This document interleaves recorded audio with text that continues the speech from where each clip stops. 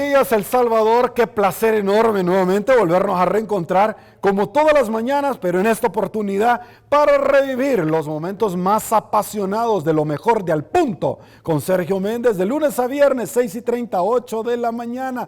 El día lunes, señores, conversamos con candidatos de diferentes partidos políticos que pretenden llegar a diferentes puestos de elección popular el próximo 28 de febrero. Hablamos sobre temas de coyuntura, por supuesto, sobre cierta evaluación económica de la que hoy por hoy El Salvador está teniendo.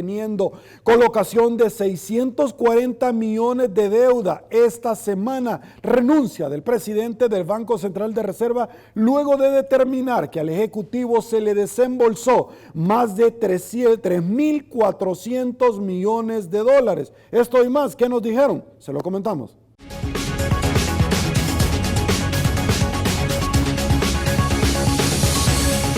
Esta mañana estuvieron presentes en la entrevista Al Punto con Sergio Méndez. El Partido Arena, Gilberto Amador. Le doy la bienvenida a Eric Olmedo, Camilo Romero. Yo creo que cerrar el aeropuerto fue una de las mejores medidas, ya que solo por medio del aeropuerto cerrado se pudo controlar más de 114 casos positivos de COVID. Solo imagínense que esas 114 personas hubieran ingresado a nuestro territorio salvadoreño, hubieran infectado a mucho más.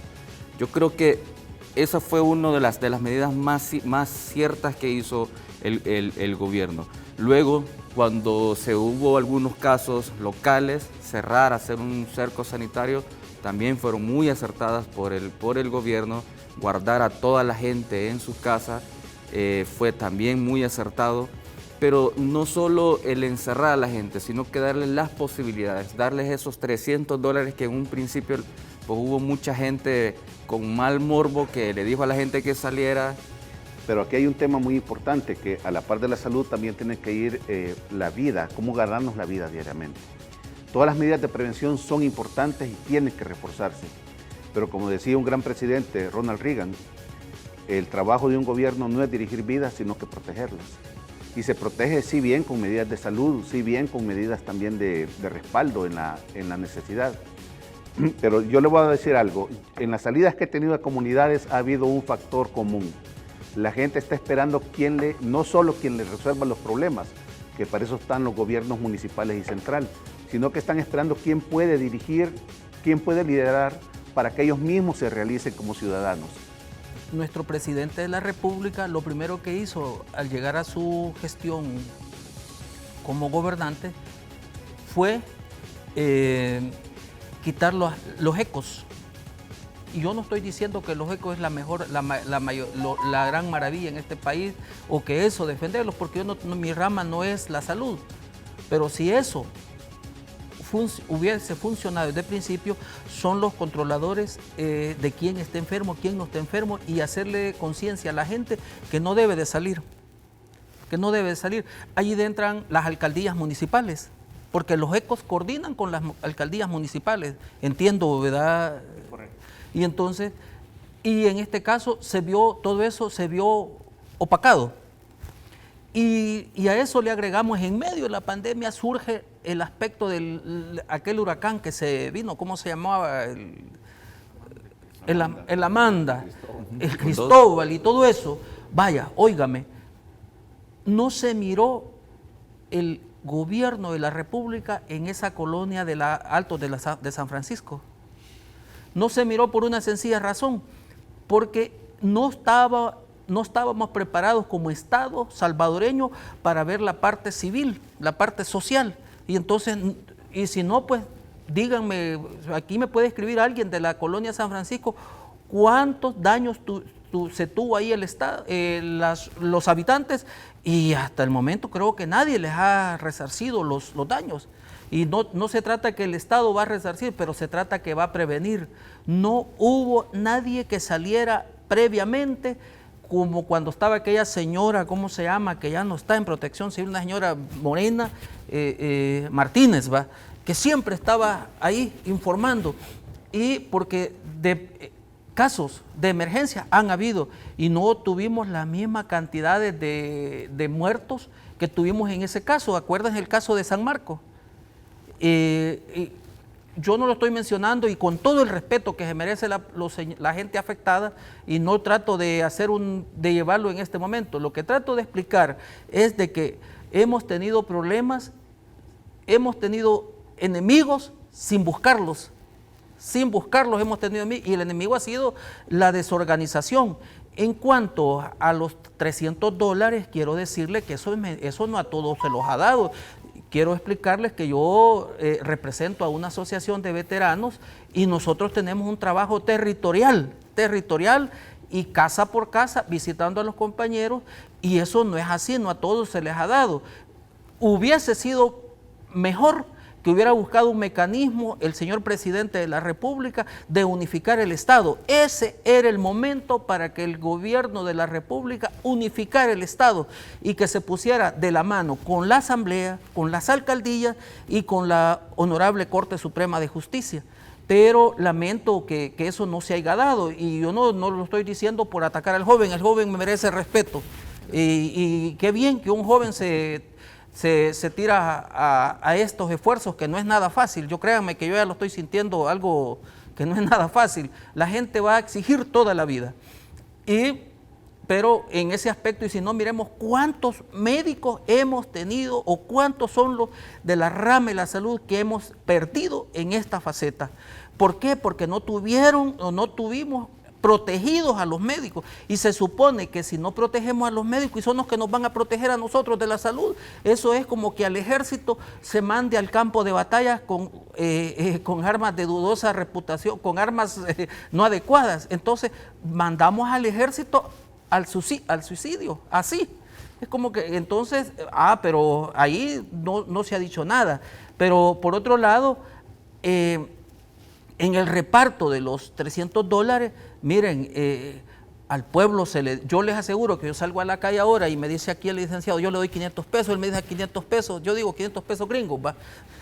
Entonces, y me pongo a repartir, los primeros 20 que vengan les doy 200, le aseguro que cierro esa calle, la cierro, así de sencillo, porque la psicología de la gente está en eso. Entonces, ¿cómo no se iba a tirar la gente a la calle y a los cenares? Que entonces ahí fue la contaminación más grande. Y por otro lado, si nosotros revisamos, fíjense, los mercados cerrados, y entonces la gente, ¿qué iba a comer? Los mercados cerrados, pero los super selectos abiertos. Yo no tengo nada en contra del señor Calleja, que está bien, es un empresario exitoso, pero también todos merecen irse tomando en cuenta. Entonces y veamos la otra parte. ¿Cuántos salvadoreños está todavía fuera del país sin poder entrar al país? ¿Y a cuánto acudirá la deuda que está teniendo esta persona por estar allá? Porque se está enjaranando, ¿no? Si usted es empresario y anda buscando cómo favorecer su empresa, no le van a regalar nada en cualquier parte del mundo que se vaya va que no va, o sea que ya no existe el buen samaritano en otras partes. Entonces, quiero explicar esto porque son casos que se han dado, y ojalá todavía en los tiempos que le queda al señor presidente de la República, los asesores le ayuden y tienda puentes para que unifique el país con la Corte Suprema de Justicia, con la Asamblea Legislativa, con las alcaldías y con todos los sectores de la sociedad que tengan que ver en cualquier caso que se vea la necesidad. Ahí termino por momentos. Bueno, Sergio, hace poco, pues, Bandesal pidió un crédito para ayudarles a todas aquellas MIPYMES, son las micros, pequeñas y medianas empresas, para poderles acceder a un crédito hacia ellos, un crédito de más de $150 millones. Pero la Asamblea Legislativa, por medio de los dos partidos ahorita mayoritarios, que lo que es Arena y FMLN, exigieron un 75 millones de dólares para las alcaldías, para seguir con el combate al COVID. Entonces, el presidente no le tocó mayor cosa que acceder a eso. ¿Por qué? Porque ellos necesitaban el crédito del fideicomiso para poder ayudarles a todas aquellas MIPYMES, a todas aquellas empresas que han perdido por medio del COVID, han perdido la mayoría de sus empresas, sus ganancias, sus empleados que la mayoría pues cerró, suspendieron contratos laborales y eso afectó grandemente. Entonces hoy con la ayuda del señor presidente, esto pues viene siendo una ayuda para todas aquellas MIPYMES para poder restablecer la economía. Pero como siempre hay gente, hay diputados que no les gusta el pensar, el desarrollo que el señor presidente está haciendo. Entonces prácticamente lo extorsionaron pidiéndoles estos 75 millones de dólares que va para todas las alcaldías. Siempre lo mejor en análisis político en Al Punto Matutino.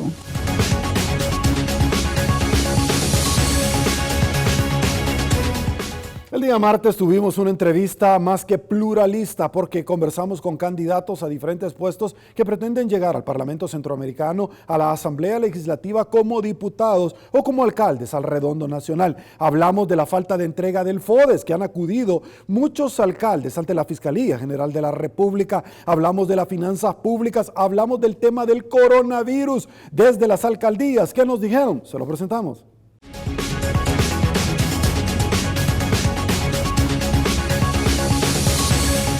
Esta mañana estuvieron presentes en la entrevista Al Punto con Sergio Méndez. Con mucho gusto le damos la bienvenida a Adela María Lemus, candidata a diputada por San Salvador. También le doy la bienvenida a Daniela Genovés, quien es candidata a diputada. Le doy la bienvenida también, por supuesto, a Lisette Payán, candidata a diputada por San Salvador, que nos acompaña esta mañana, a Rocío Vázquez, quien es representante, candidata a diputada por el partido Vamos. Sobre el tema del TPS, esto es muy complicado porque nuestros hermanos en el exterior llevan años sin una respuesta y un acompañamiento formal de los gobiernos, y lo que nosotros estamos viendo es que pese a que nuestro gobierno actual insiste en que tienen una muy buena relación con el gobierno de Estados Unidos, podemos ver que sigue improvisando, que no hay un plan, que si esto se termina, nuestros connacionales tienen que regresar, y aquí en El Salvador no tenemos un plan. Los gobiernos, el gobierno tiene que seguir haciendo todos los esfuerzos necesarios para seguir apoyando. El Estado tiene que apoyar a todos estos connacionales que un día se fueron por querer progresar, por traer ayuda para su país. Yo creo que no podemos quedarles a deber. El gobierno ha dejado una deuda muy fuerte con nuestros hermanos que están en el exterior, principalmente porque al inicio, cuando se prorrogó el tema del TPS, hubo una prórroga del TPS y el presidente hizo alardeo de ese gran logro al que había llegado para apoyar a nuestros hermanos, pero sin embargo no hemos visto ninguna medida que permita hacer un cabildeo distinto para conseguir otra prórroga o para garantizar, digamos, algunas medidas que puedan ayudar a los salvadoreños que en caso de que puedan regresar. Que se dijo que se iba a prorrogar el TPS, ya estando en este gobierno de turno, pues ya se hubieran hecho muchísimas acciones como asesorías legales y otras acciones para tratar de normalizar el estatus de nuestros hermanos salvadoreños en Estados Unidos. Ahora bien, ese es un punto, pero nosotros también como sociedad debemos de preguntarnos qué estamos haciendo para crear condiciones económicas que permitan a la población y no emigrar hacia otros países. Ese también es un punto importante que hay que tocar. Si bien es cierto, nuestros hermanos salvadoreños en el exterior necesitan soluciones, como es lo del TPS, que a mi parecer, ¿verdad?, debieran de solucionarse con asesorías y buscar alianzas con el gobierno de Estados Unidos, ya que nuestros lazos son fuertes, somos países hermanos, tenemos comercio. Entonces creo que a los salvadoreños debe de dársele esa oportunidad, pero acompañados del gobierno con asesoría suficiente para que puedan normalizar su estatus en ese país. Respecto a la prueba del COVID, la sala con sus resoluciones ha dicho que al salvadoreño no se le puede negar el ingreso al país, ¿verdad? O sea, al salvadoreño no se le puede negar ni el ingreso ni la salida, es libre en este territorio. Ahora bien, estoy de acuerdo con que se hagan las medidas necesarias para salvaguardar la salud de los que estamos acá. Pero, por ejemplo, la prueba del COVID no te inmuniza, ¿verdad? Si tú te la haces y vienes acá, tú lo puedes adquirir el virus en el transcurso y tener una prueba negativa. Entonces, el gobierno debiera de ser un poco más responsable, ¿verdad? Y no estar emitiendo tanta burocracia respecto al ingreso de nuestros hermanos al país. Hoy, ¿verdad? Pasada estas cuarentenas, y que se ha reabierto la economía y poder darles la facilidad de que ellos, ¿verdad? El gobierno haga las pruebas y si presentan algún síntoma, tener una cuarentena obligatoria para esas personas. Listo, vamos a ir también dando paso a llamadas telefónicas, pero tengo también comentarios. Por ejemplo, exacto, Rocío, hay un tratado de libre comercio vigente con el gobierno, dice, del campo. Alma Teresa, Fred Alfa, Jimmy Calderón, no creas en los partidos políticos y sus candidatos. Sócrates Rodríguez, el fracaso del gobierno es que no hay opciones. Bueno, estoy tratando de parafrasear, les pido también respeto, por favor, para todos. Vilma Hernández, buenos días, el Señor los bendiga, gracias a usted también. Del campo, sigue participando Rocío, un gusto enorme verte en televisión. Bravo, Rocío, tocaste el tema de las razones de la inmigración. Sandra Navarrete, no le entiendo. Benítez, BG, Sergio, muy buenos invitados. Con todo, Daniela Genovés, dice Meme Ramos, tengo llamada telefónica, muy buenos días, vamos a ir puntualmente, por favor. Buenos días, El Salvador, ¿de dónde nos llama? Buenos días, Sergio, de aquí del oriente del país. A la orden. Gracias, licenciado. Pues felicitarlas a todas tus invitadas, Sergio, y a ti por el excelente programa.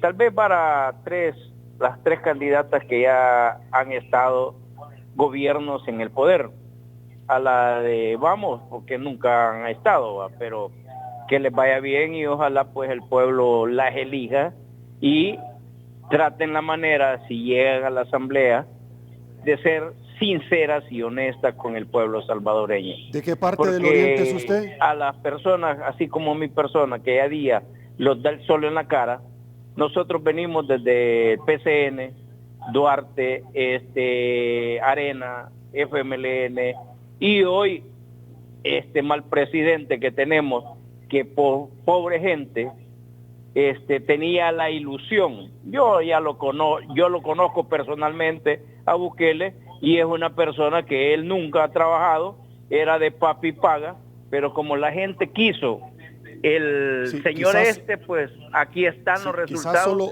respeto le pediría, mi estimado, solamente respeto para referirnos a tanto al señor presidente como a las invitadas y a mi persona. Caballero, ¿de qué parte del oriente es usted? De San Miguel, Sergio, de San Miguel. Su opinión sobre los cercos que ha implementado el Ejecutivo y que hay denuncias que quiere cerrar San Miguel porque inició en gotera. Yo creo que este señor, no sé, incluso el ministro de Salud, no sé, este señor no es médico de profesión, Sergio, porque médico de profesión, así como tu persona, es abogado. Tiene que egresar, tiene que defender sus tesis y todo. Este señor yo lo conozco, Alain, él es médico, pero nunca egresó, nunca defendió la tesis. ¿Qué va a saber de lo que nosotros los pobres salvadoreños estamos sufriendo? Entonces, pero como así quiso este pueblo, pues ya probaron en menos de un año cómo los tiene quebrado a El Salvador, a todo El Salvador.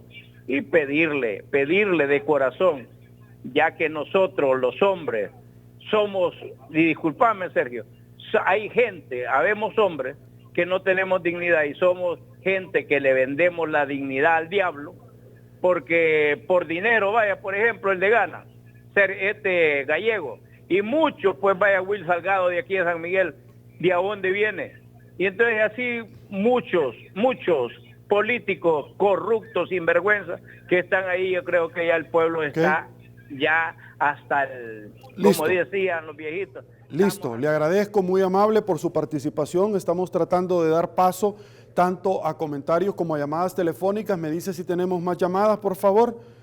Se cayó, listo. Bueno, vamos a seguir intentando. Adela, el gobierno pretende plantear una colocación de 640 millones de dólares. Para tal efecto ha bajado el encaje legal, es decir, el techo para salvaguardar los fondos de los salvadoreños que tienen ahorros en los bancos. Su opinión sobre este tema, porque viene también el presupuesto para finales de este mes, el proyecto del presupuesto general de la Nación, y va a necesitar financiamiento. Han caído la recaudación de esto. Más adelante vamos a hablar con relación al tema de las alcaldías del FODES, porque eso es un tema muy importante.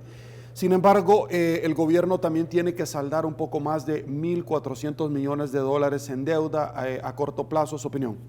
Bueno, primero decirte que el tema de las finanzas públicas es muy preocupante, porque esto no solo es lo que estamos viendo ahorita, sino es como el resultado de un mal manejo que desde el gobierno se viene haciendo, que se agudizó en el tema de la pandemia. Sí, ya ahora conocemos todos que ese mensaje de no me han dado ni un centavo partido por la mitad era totalmente falso.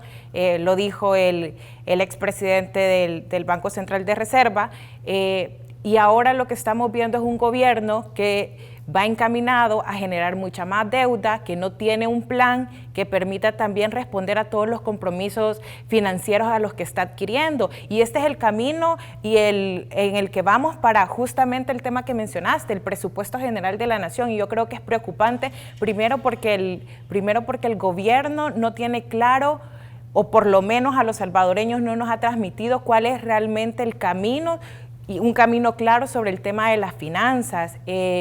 Aparte de esto, vemos a un gobierno que también se niega a rendir cuentas. Lo hemos visto en la Asamblea Legislativa, que pese a que los ministros a regañadientes llegan a la Asamblea, llegan a la Comisión de Hacienda, realmente no rinden cuentas. Entonces es muy difícil que nosotros como ciudadanos tengamos claros cuál es realmente el plan o el camino que tiene el gobierno, justamente con un tema tan delicado como son las finanzas públicas.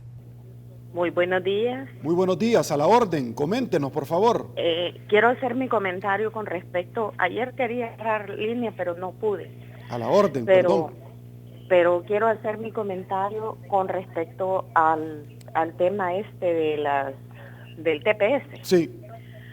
Yo tengo un familiar amparado al TPS que tiene 42 años de estar en Estados Unidos. Entonces, lo que les quiero explicar a las muchachas allí presentes, con todo respeto les digo que son jóvenes y que qué bueno que El Salvador tome gente joven para participar en la política. Pero yo creo que deberían de ser un poco más preparadas las jóvenes, ¿verdad? Yo soy sobreviviente de la guerra también, y mis familiares se fueron para Estados Unidos en el tiempo de la guerra. Entonces, lo que les quiero decir a ellas es que yo estaba platicando con mi hermano y me decía él, esto no es cosa del presidente.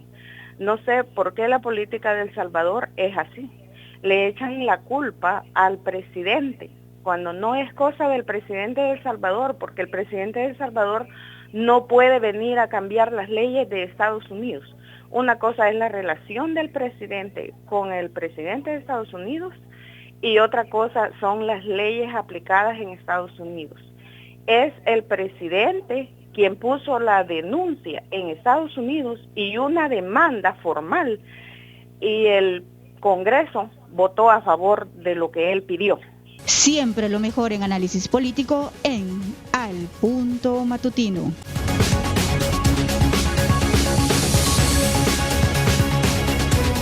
El día miércoles nos acompañaron diferentes candidatas de varios partidos políticos, mujeres. Idalia Cepeda, candidata diputada por el FMLN. Zulem Ayala, candidata diputada por el partido PDC. Y también Berta de León, candidata a diputada por Nuestro Tiempo. Abordamos la negativa del ente castrense de proceder a entregar los archivos de la masacre del Mozote. Hablamos del endeudamiento que tiene nuestro país y de la colocación de 640 millones de dólares esta semana al 7.5 con relación a los ahorros de los salvadoreños, como dijo el doctor René Portillo Cuadra, como dijo Nidia Díaz, entre otras. A continuación, se la presentamos.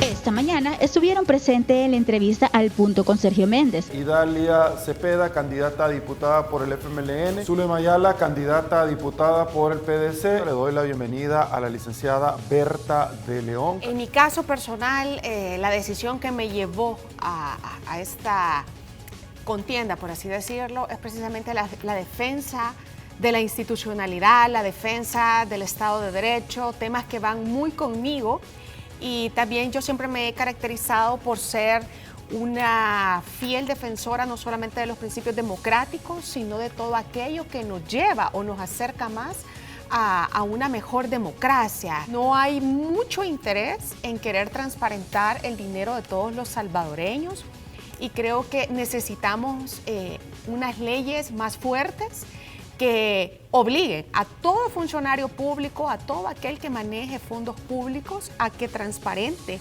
el uso de esos fondos. Yo sentí esa motivación personal de querer hacer una nueva forma en la política, y en ese sentido pues consulté con la base de mi partido y decidí inscribirme como precandidata en un principio y ahora como candidata a diputada.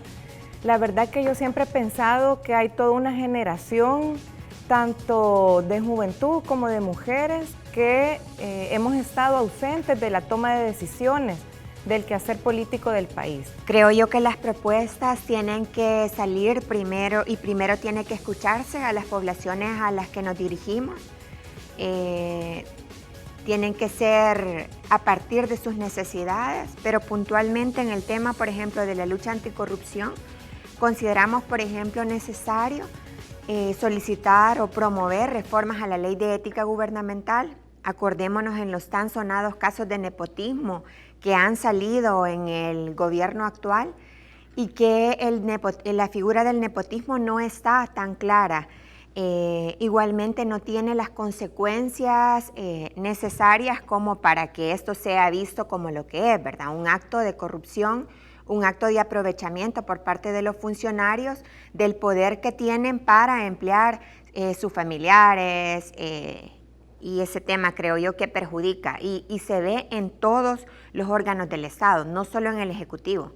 Vemos en la Corte Suprema de Justicia, vemos en otras instituciones como hay primos, nueras y todo lo demás, ¿verdad? Y creo yo que tiene que ser un punto importante. Igualmente me parece que es importante, por ejemplo, promover reformas a los delitos relacionados con corrupción, que si ustedes los leen, las penas son bastante risibles, ¿verdad? El tema de malversación de fondos, por ejemplo, que estamos viendo ese cambio de dinero de una partida a otra que se está viendo mucho actualmente en el Ejecutivo, y creo yo que ven con desmedro la pena, ¿verdad? Las penas son ínfimas en estos casos. Igualmente la ley de probidad creo yo que debe ser analizada, debe ser valorada si es que se van a promover reformas o se va a promover la nueva ley que estaban muchas organizaciones de sociedad civil empujando.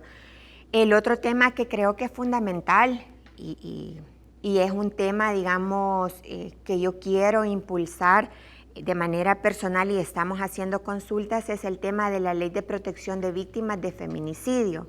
¿A qué me refiero con esto? Me refiero a las madres, me refiero a los niños que quedan, digamos, sin amparo, luego que su padre, en los casos estos más dramáticos, mata a su mamá y enfrenta un proceso penal y es condenado. Es decir, estos niños, que muchas veces son 3, 4, 5, quedan en total desamparo. Muchas veces hasta ninguno de sus familiares quieren o pueden hacerse cargo de ellos. Entonces, dar una respuesta focalizada a estas familias. Ya se está trabajando por parte de organizaciones de sociedad civil propuestas en este sentido. Yo creo que el Estado debe poner atención y atender a esta población. También pienso importante, y estamos también, como le digo, Sergio, en proceso de consulta, promover una ley que venga a facilitar o que dé las condiciones para que mujeres en condiciones difíciles, ¿verdad? Madres solteras o, bueno, tantas madres adolescentes que hay en este país puedan acceder a capacitaciones en tecnología en otros países, como por ejemplo en Perú, en México.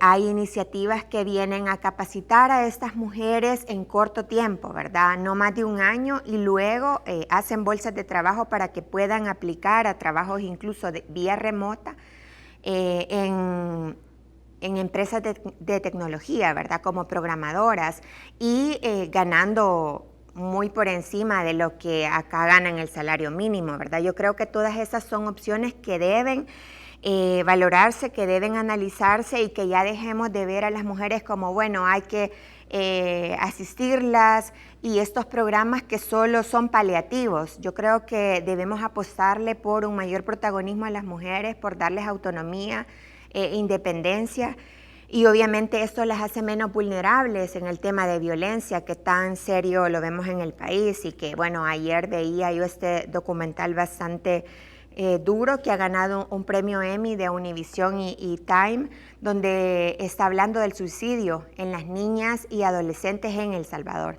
Yo creo que estos problemas deben ser atendidos, y esas serían una de las propuestas que yo impulsaría.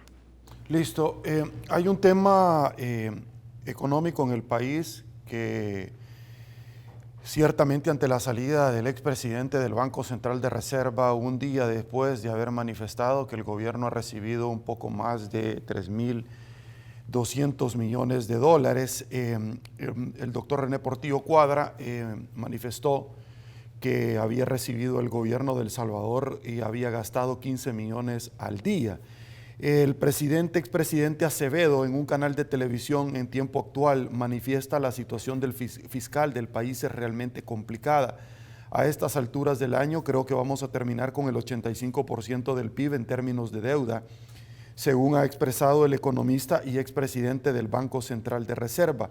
Pero también la solicitud de los 262 alcaldes que llegan a la Corte de Cuentas, y que precisamente a solicitud de ellos van a auditar al Ministerio de Hacienda ante la falta de transferencia del FODES, que está en el Presupuesto General de la Nación y que ya había sido aprobado en el paquete de contrapartida del Fomilenio. Su opinión, Zulen, arranco con usted. Es complicada la imagen que está teniendo El Salvador a nivel internacional. El día de ayer también un grupo de jueces y magistrados acudieron a una instancia internacional denunciando al gobierno de El Salvador, que se negó a cumplir una sentencia. Estaban hablando del caso de la inspección que iba a hacer el juez en el caso del Mozote, que se les impidió, literalmente se le impidió la entrada al juez para que realizara esa diligencia. Pero también hemos sido testigos de que se abrió el aeropuerto de El Salvador y todo el conflicto que se ha generado precisamente porque las autoridades, tanto de CEPA como de Migración, se niegan a cumplir una orden judicial de que no se le puede prohibir el ingreso a ningún salvadoreño porque están exigiendo la prueba negativa del coronavirus. Y esa reiterada desobediencia a mandatos judiciales, ese endeudamiento desbordado. El Salvador en América Latina es uno de los países en que más se ha endeudado durante la emergencia, pero también es un país donde, por ejemplo, a nivel de Centroamérica, en temas de atraer inversión extranjera, somos los últimos.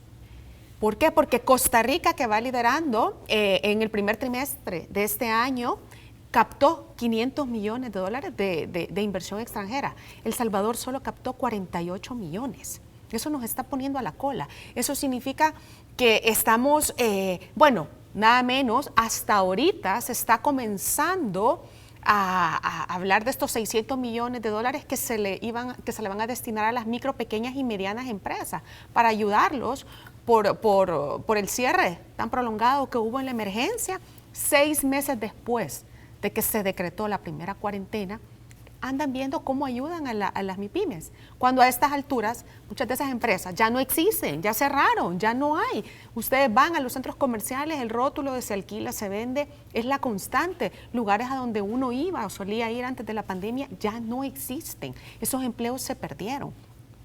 Por eso mi propuesta original era cómo generar esos empleos que se están perdiendo. Siempre lo mejor en análisis político en Al Punto Matutino.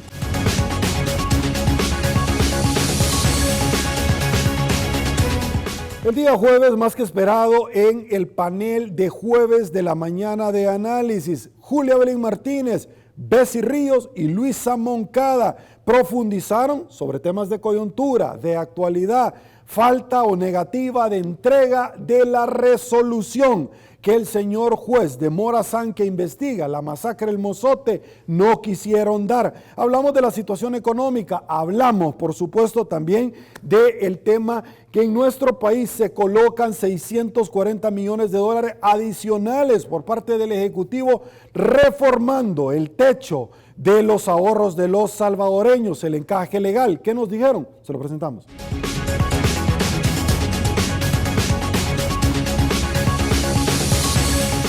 Esta mañana estuvieron presentes en la entrevista Al Punto con Sergio Méndez. Inicio con Bessie Ríos, Julia Evelyn Martínez, un placer Luisa Moncada, gracias por acompañarnos. Los grandes ganadores de esta transacción han sido los bancos, porque esto lo están colocando le van a cobrar al gobierno una tasa de interés del 7.5%. Y esto va a tener un máximo que el gobierno les tiene que pagar de 365 días. Quiere decir que en septiembre del próximo año el gobierno tiene que devolverle a los bancos esos 645 millones de dólares más el 7.5% de interés por ese monto. En cambio, ¿quién sale perdiendo? Sale perdiendo, bueno, en primer lugar, el pueblo salvadoreño. A mí sí me gustaría hacer referencia a que esto lo venimos diciendo en los medios de comunicación desde hace semanas. Desde hace semanas venimos diciendo que ese discurso de que no tengo un centavo partido a la mitad no es cierto. No ha sido cierto y el presidente sí ha manejado dinero, sí ha hecho transferencias de dinero del presupuesto general de la nación para hacer frente a la pandemia sin darle cuentas a la gente. Y sí ha pasado. Y quiero que la gente haga referencia de esto y lo piense, porque justamente en tu programa, Sergio, lo hablamos hace un par de meses. El presidente sí ha tenido dinero. La ley del BCR ya te establece un perfil. De las pocas instituciones, como en el caso de los magistrados de la Corte Suprema de Justicia, que se les establece una preparación técnica. Y esto es importante porque estamos hablando de la gestión pública, ¿verdad? Y es algo que se viene peleando desde la sociedad civil, que muy a pesar de que las personas tengan confianza política para la colocación de ese cargo, para que te designen, tienes que tener la confianza política del presidente, también tiene que tener una formación técnica. Y hemos perdido, por ejemplo, a Nelson Fuentes en el caso de Hacienda y a la anterior presidente del BCR, que no tiene la cualificación el que acaban de nombrar. Habrá que darle seguimiento cómo van a manejar la falta de capacitación técnica, porque yo no estoy diciendo que sea una mala persona, solo digo que no tiene los tiempos que se le pide según la ley en ese caso. Ahora, yo sí quiero expresar también mi solidaridad con los empleados del órgano judicial y de la Asamblea Legislativa, quienes ayer en la noche ya denunciaban que no se les ha pagado sus salarios. A ver, le explicamos ahí a la ciudadanía, porque platicando temprano con Julia Evelyn le decía yo, esto hay que, ojalá que la comunicación política que haga la oposición, o lo que tenemos de oposición en este país, sepan comunicar lo que está pasando, porque cualquier persona de la empresa privada te va a decir, y a cuenta de que hay que pagarles el 20 de cada mes a los empleados públicos, y a mí me pagan el 30, y tiene hasta el 30 para hacer el traslado de los fondos, ¿no? Entonces tienen que tener mucho cuidado los diputados y los magistrados de la Corte Suprema de Justicia en cómo van a manejar esto. No me cabe duda que esta es una medida de presión hacia los otros dos órganos de Estado, que si bien es cierto ha dejado sin salario 84 diputados, original y copia, y ha dejado a 15 magistrados de la Corte Suprema de Justicia que ganan $1,000 cada uno, sin su pago el 20 de mes. Lo cierto es que en medio hay un montón de gente que se va en medio de este tropel, y como decía un audio que ayer circulaba también de Roswell, que es un dirigente sindical de la Corte, que la situación del desacuerdo que hay entre la Asamblea y el presidente, o entre la Corte y el presidente, no debería de permitir jugar con la comida del trabajador, y yo estoy de acuerdo, de verdad que ojalá la oposición pueda manejar bien estos temas, porque lamentablemente, tú pusiste a Margarita de Escobar con su indignación, pero yo recuerdo cuando ella estuvo en televisión y justificó su sobresueldo, y no solo me acuerdo yo, se acuerda un montón de gente. Hay que tener cuidado a quién pones a hablar, porque nada menos ayer de las Antedubijas han sacado corriendo a la gente del frente, que el día anterior habían estado con los dirigentes de la comunal de agua denunciando que ANDA les había quitado la válvula, y ayer quisieron llegar y la comunidad no los dejó ni bajarse de los carros, y les dijeron de que esa gente que ellos estaban apoyando era la gente que tenía más de 10 años de estarles robando y que les chantajeaban con el tema del agua. Entonces hay que tener un gran cuidado. Yo por eso cuando veo a Portillo Cuadra, yo lo recuerdo cuando perdió las elecciones, y llamó al ejército y decía voto por voto. Eso me preocupa más, Sergio, que la oposición no tiene rostros que puedan demostrar con cada lavada y limpia frente a la población que hay injusticias, porque ellos han sido bien fregados. Mira, es bien complicada esta situación de los salarios, porque al fin y al cabo es la gente de a pie. Yo te aseguro que la familia del magistrado no está en este momento juntando para pagar la luz o para pagar el agua, ¿me entendés? Pues llamándole al casero. Exactamente, y es bien complicado porque espero también que los sindicatos aprendan la lección, porque lo recordamos hace unos momentos cerrando calles, también, ¿verdad? Para apoyar al gobierno, el mismo gobierno que ahora se nos está llevando entre las patas como medida de presión, porque al igual que todos aquí, yo también considero que lo que está haciendo el gobierno deteniendo estos fondos es una medida de presión. Es que no hay que ser brillante, el presidente ya lo había dicho. Exacto. Okay. Julia Evelyn. Mejor no les pago a los diputados y a los magistrados y pago otras cosas. Licenciada Martínez. Bueno, sí, yo quiero solo reafirmar lo que ya Bessie manifestó, la preocupación y mi rechazo completo, absoluto. Yo ahí sí se lo digo directamente, ya con conocimiento de lo que se llama la contabilidad nacional y lo que son finanzas públicas.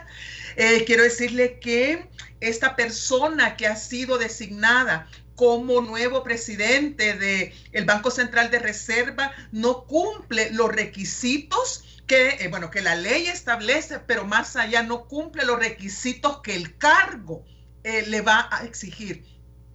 Es cierto, cualquiera podría decir, pero él es contador y como ahí se trata de las cuentas nacionales, no, pero fíjese que ahí una cosa es la contabilidad privada, los sistemas de contabilidad privada, las normas de contabilidad privada que se aplican a los bancos privados, que se aplican a las empresas, a las instituciones no gubernamentales, y otra cosa es el sistema de cuentas nacionales y el que se maneja de una manera diferente a esa contabilidad privada y que requiere mucha experiencia, mucho conocimiento del entorno internacional y del entorno económico y financiero nacional para tomar las decisiones correctas. Y en este caso también hay que recordar que el Banco Central de Reserva en teoría es un ente autónomo que no depende directamente del Ejecutivo, sino que depende de una junta directiva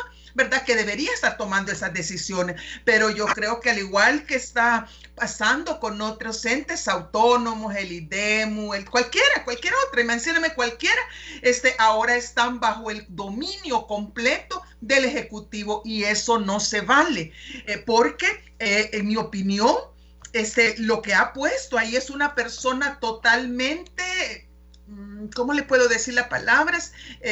Bueno, que sea obediente, vaya, una persona totalmente obediente. Perfecta, Evelyn.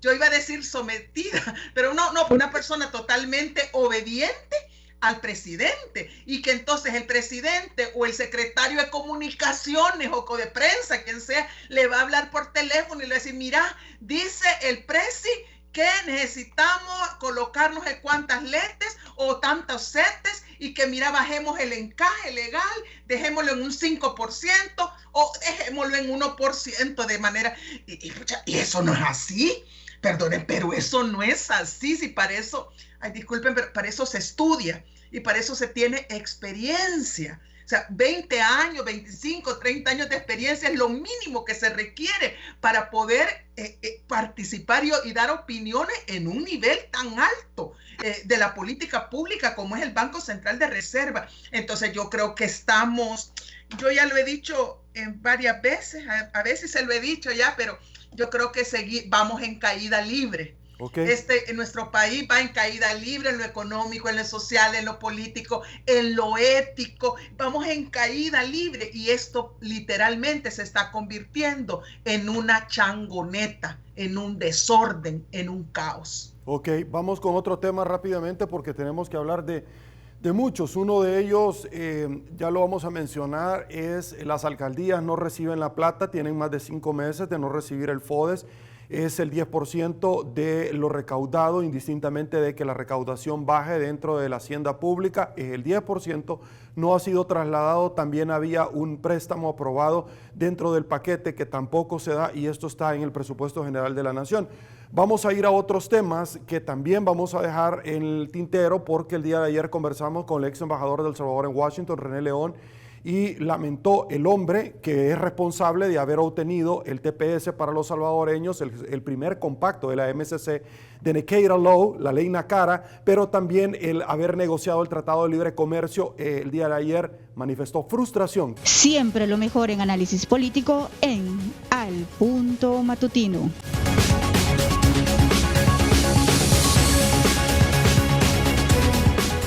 El día viernes nos acompañaron también diferentes candidatos a diputados en búsqueda no solamente de un curul dentro de la Asamblea Legislativa, el Parlamento Centroamericano y las alcaldías del Redondo Nacional. Conocimos propuesta, visión.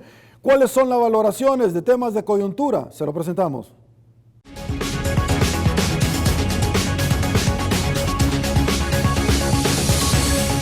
Esta mañana estuvieron presentes en la entrevista Al Punto con Sergio Méndez. Con el mayor de los placeres, bienvenida Yanira Escobar, candidata por el partido PDC.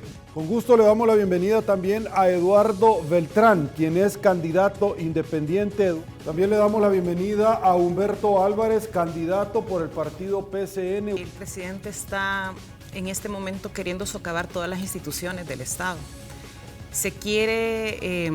está utilizando todo lo que tiene a su medio para ganar por lo menos una ventaja política, yo así lo veo, porque nosotros como andamos en los territorios, vamos a los territorios, sabemos las necesidades de la gente, de la población allí en esos municipios. Efectivamente, el que no llegue ese dinero significa también que no hay inversión directa en esos municipios. San Salvador ha sido el departamento con más casos de COVID, con más casos positivos, y es el que más ha necesitado inversión. Nosotros vemos que la posición que ha tomado, ¿verdad?, el señor presidente es para desgastar a los municipios, ¿verdad?, desgastar a los partidos políticos, y sabemos bien de que eso es nomás un populismo que está llevado en este momento a poder dañar a las personas que no pensamos o que no llevamos la misma corriente con él. Nosotros estamos bien claros de que ese dinero es del FODES y es algo que ya ingresó, que no pudo haber ingresado por tiempo de pandemia. en los recaudos normales que se han hecho, estamos claros. Creo que es una irresponsabilidad del presidente de la República lo que está haciendo con el país.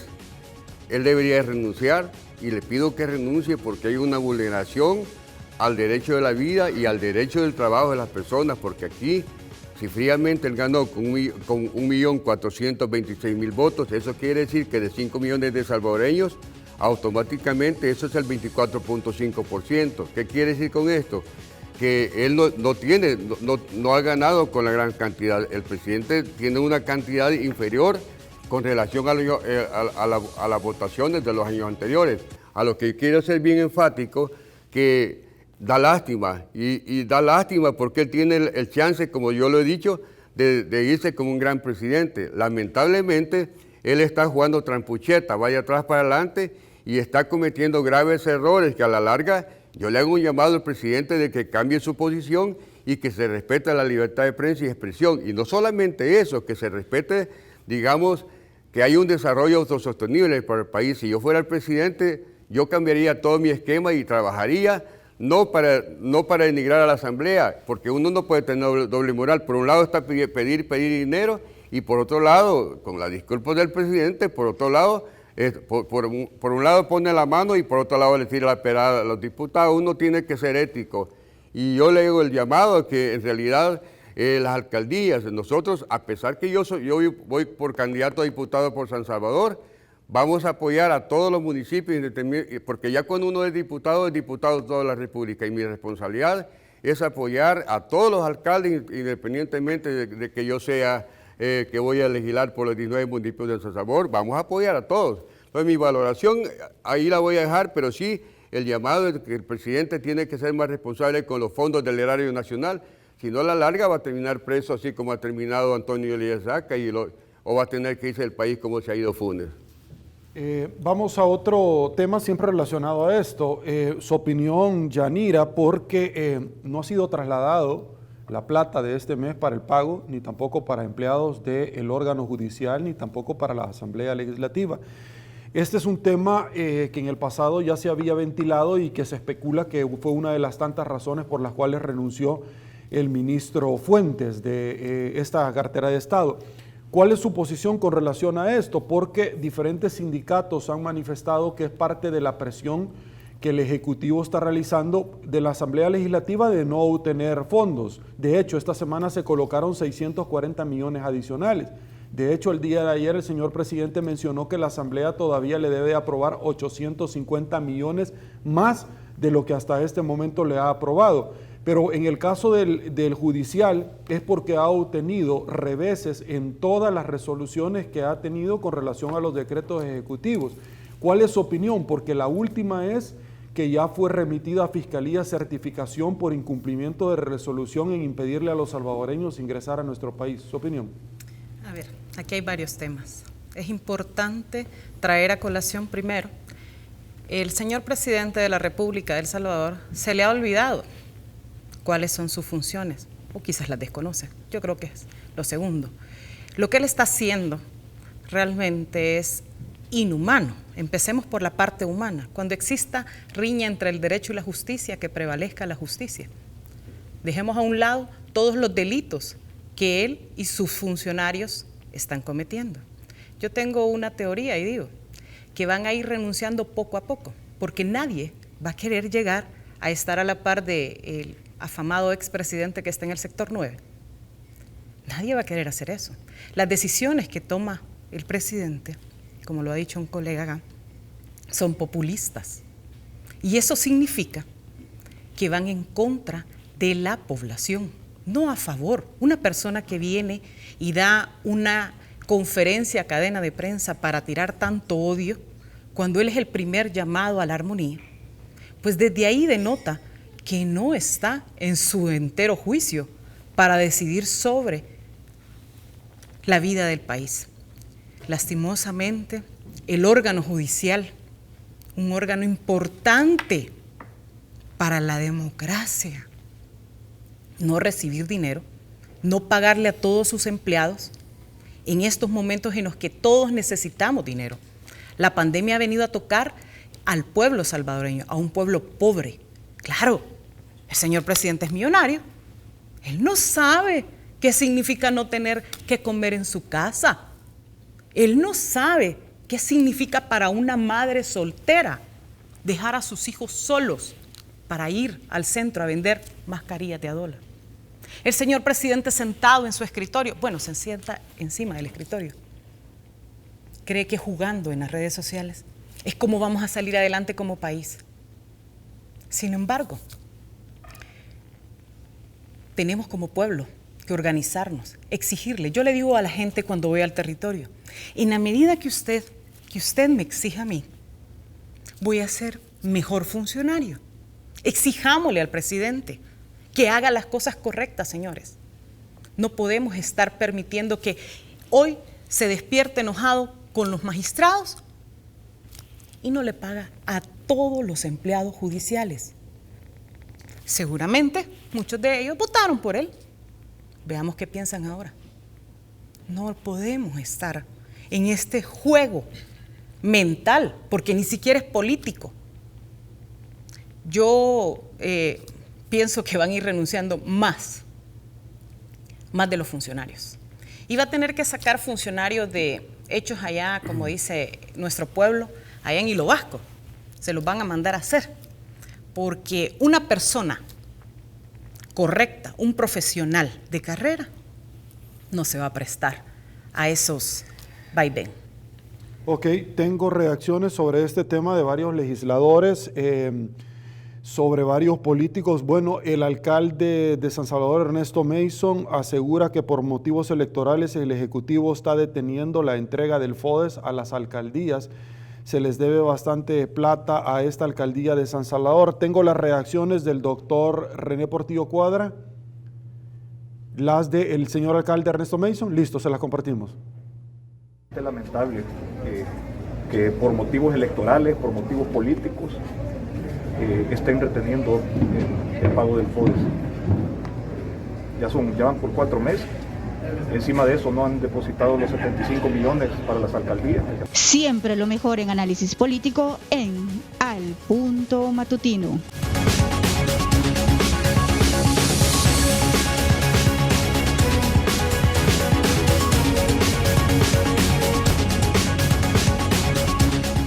Y así llegamos al final de este recorrido de lo mejor de Al Punto con Sergio Méndez de lunes a viernes de 6:30 a 8 de la mañana por Canal 30 Tele 1. Este recorrido, este resumen que esperamos que haya sido de todo su agrado. Me quedo con Fundación Ayúdame a Vivir. Un abrazo fuerte para todos, bendiciones y los esperamos la próxima semana.